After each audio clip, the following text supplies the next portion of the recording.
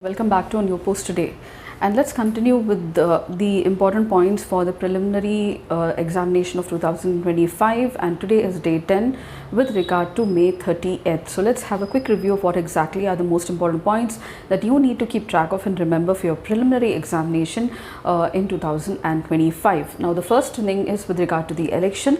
So it's the model code of conduct, a set of don'ts that are given by the ECI to the political parties once the election schedule is announced. And we just ended the 7-phase election for the 18th Lok Sabha on today, that's June 1st. Model code of conduct will come to an end once the election results are out, and so it's from when the election schedule is announced till the results are out that the model code of conduct will be enforced. So what exactly is this code of conduct about? It is a set of don'ts that are given to the political parties, the candidates, etc., and it relates to the speeches during the electioneering, the polling day, polling booths, portfolios, the content of the election manifestos, processions, and the general conduct as well, to ensure that the elections are free and fair.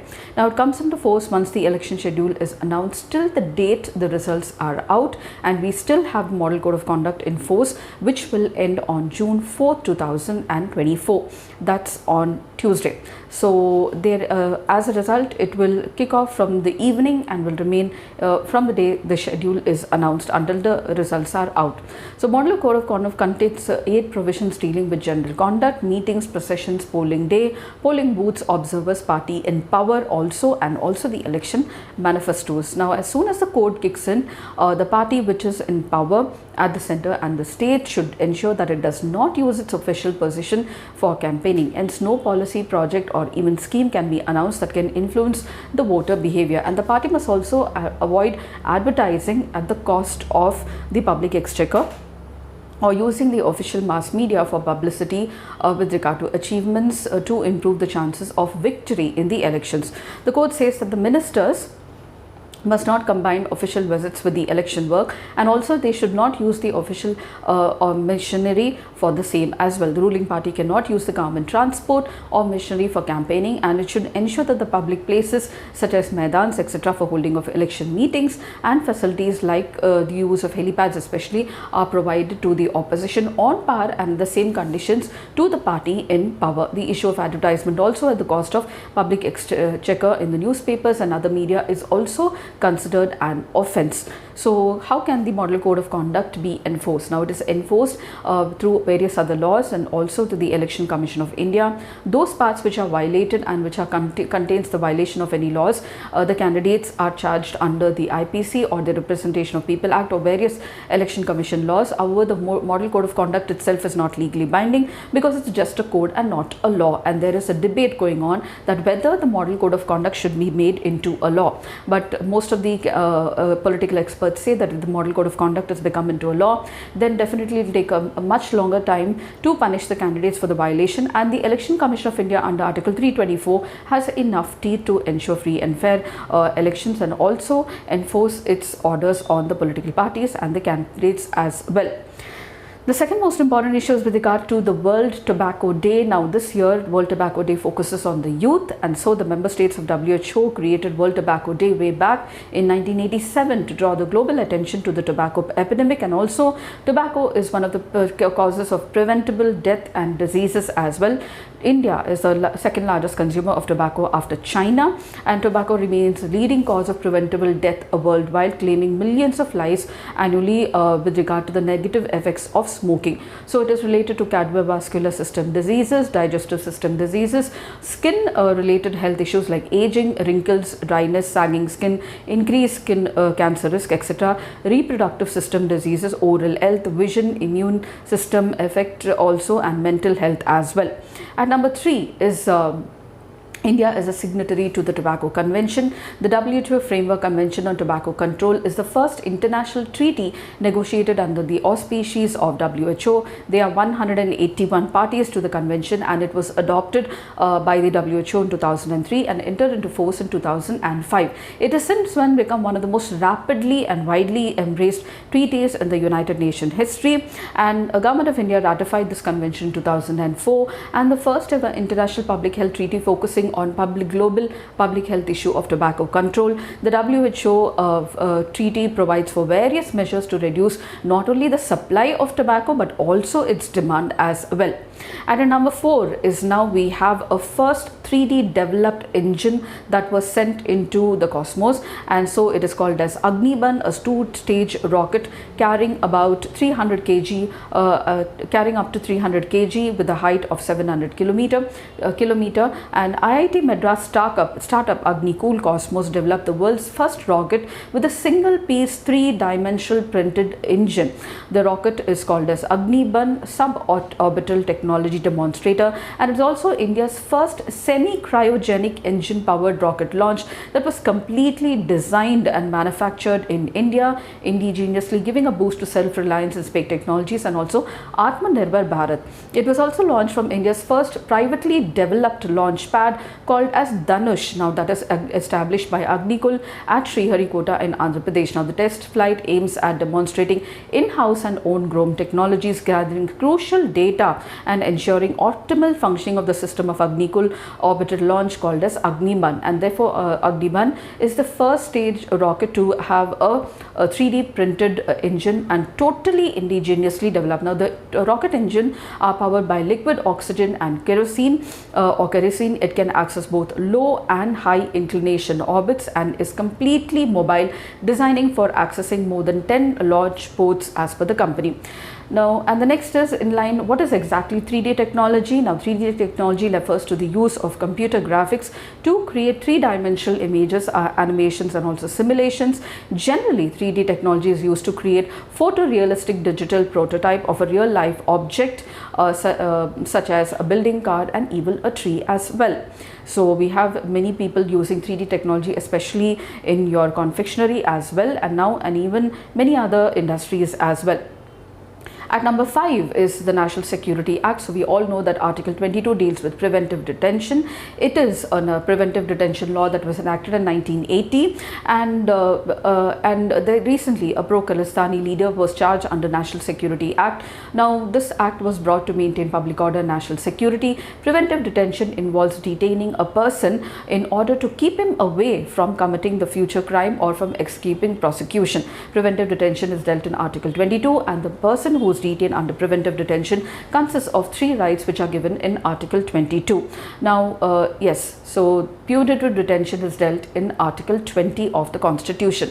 At number 6 is Amrit scheme. So Amrit, that is Atal Mission for Rejuvenation and Urban Transformation. It was launched in 2015 in selected 500 cities and towns across the country. The mission focuses on development of basic infrastructure in selected cities and towns in the sectors of water supply, sewerage, septage management, stormwater drain, green spaces, parks and also non-motorized urban transport as well. And a set of urban reforms and capacity building have been included in the mission. Now Amrit has been subsumed under Amrit 2.0, which was launched on 1st October 2021, and the ongoing projects of Amrit 1 will be funded along with the Amrit 2 as per the information given by the ministry.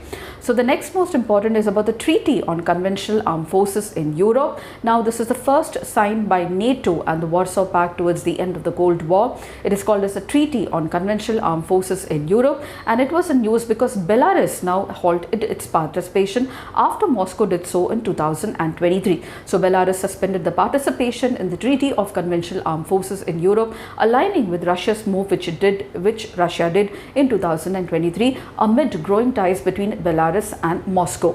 Now the President Alexander Lukashenko has signed a decree suspending Belarus's participation in the treaty that limits the deployment of conventional forces in Europe, and first signed by NATO and Warsaw Pact towards the end of the Cold War in 1990. Now the Treaty on Conventional Armed Forces in Europe limits the number of tanks, combat aircraft and other military equipment that can be deployed between the Atlantic and the Ural Mountains. Although not directly involved in the conflict of Ukraine, Belarus hosted Russian troops as Moscow readied its launch to special military operation against Kyiv in February 2022, and Moscow unilaterally suspended its participation in the Treaty on Conventional Armed Forces in Europe in December 2007, describing the accord as anachronistic, and therefore it exited the treaty in 2023. And the next most important is with regard to your purchasing managers index. Now this is always a news, so this gives you insight about the business market, especially the manufacturing and the services sector. So it is an indicator of the prevailing direction of economic trends in the manufacturing and the services sector. This indicator is compiled and released monthly for management of data on economic indices, and it is a diffusion index that summarizes whether the market conditions are expanding, staying the same, or contracting as viewed by the purchasing managers on the basis of the stocks. So it's a diffusion index based on stocks. So the value of the PMI provides useful insight to business decision makers, market analysis, and also investors. And the next one is about the core sectors. So we have the most important 8 core sectors of India are coal, crude oil, natural gas, refinery products, fertilizer, steel, cement, and electricity, which have a very, very important role to play in the index of industrial production. They almost constitute 40% of the index of industrial production, or the IIP, which is released by the Ministry of Statistics and Program Implementation, Government of India. And the last one for the day is about the functions of RBI. The RBI has various functions. So the fundamental functions as a central bank, because RBI has been in news. So it's an issue of currency notes. Now currently it issues notes in, it is a legal tender of currency notes in the country, and the sole right and authority and monopoly to issue currency notes except 1 rupee note and coins of smaller denomination. So it issues the notes of 2, 5, 10, 20, 50, 100, 500 and 1000, and RBI has power not only to issue and also withdraw the currency notes of any time. It is a banker to the other banks, it is a banker to the government, it is an exchange rate management, and also a credit control function in the country, along with the supervisory function as well. The other development and promotional functions of the RBI include development of the financial system and development of agriculture, while providing agriculture loans to various agriculture banks like NABARD and regional rural banks, provision for industrial finance in the form of various industrial development banks, provision for training to other various banks, collection of data, publication of reports like annual reports on banks, on state of finances, etc., promotion of banking habits, promotion of export through refinance, and also supervisory function of the RBI, like granting license to bank inspection, controlling of the non-banking financial institutions, and also implementing of the deposit insurance scheme as well. So these were some of the functions of the RBI, which has been in news because of its recent growth, especially with regard to its dividend and also sharing of the surplus with the Government of India, and other most important steps in the last 2 days. So I thought I should share some of the brief functions of the RBI that you should remember, and the RBI was established under the RBI Act of 1934. So take a look into some of these functions in detail. It will be definitely helpful for your mains, and this is what we need to remember for day 10 on as per name May 11th of your prelims 2025 most important issues for the day. And if you did, please do like, share and subscribe, and don't forget to comment at the end of the video, and I shall see you in another new post tomorrow with another new list. Until then, it's very happy learning.